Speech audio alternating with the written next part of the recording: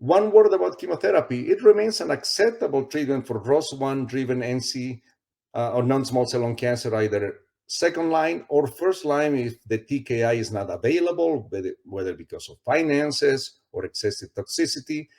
The response rates are very high in this population of patients because ROS1 cancer cells tend to have a low level of the enzyme that clears chemotherapy. So there are reports of response rates in the 60 to 70% range.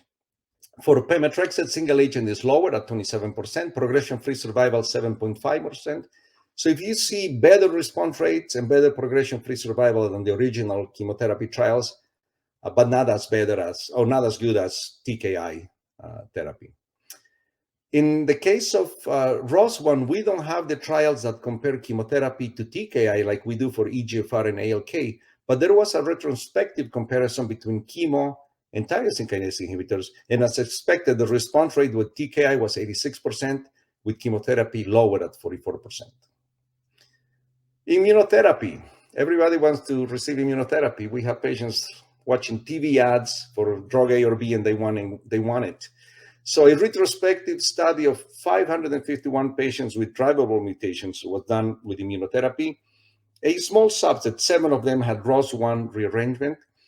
Interesting, the PD-L1 expression, 90%, but the response rates were lousy, 14%.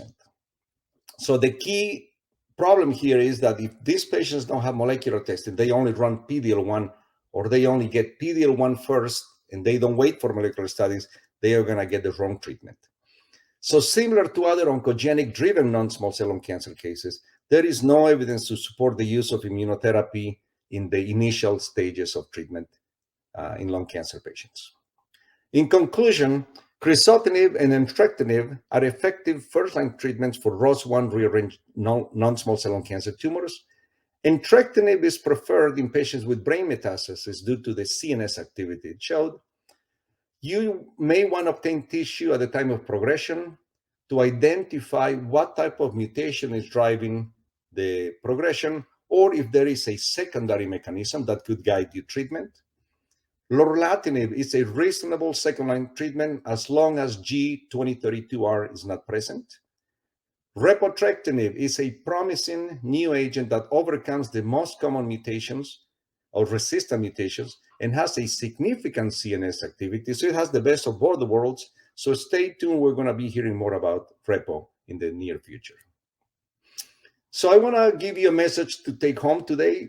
Please make sure, if you're a caregiver, test for molecular alteration, whether you do tissue, whether you do CT, DNA, or liquid biopsy, before you make your treatment decisions in patients with advanced non-small cell lung cancer.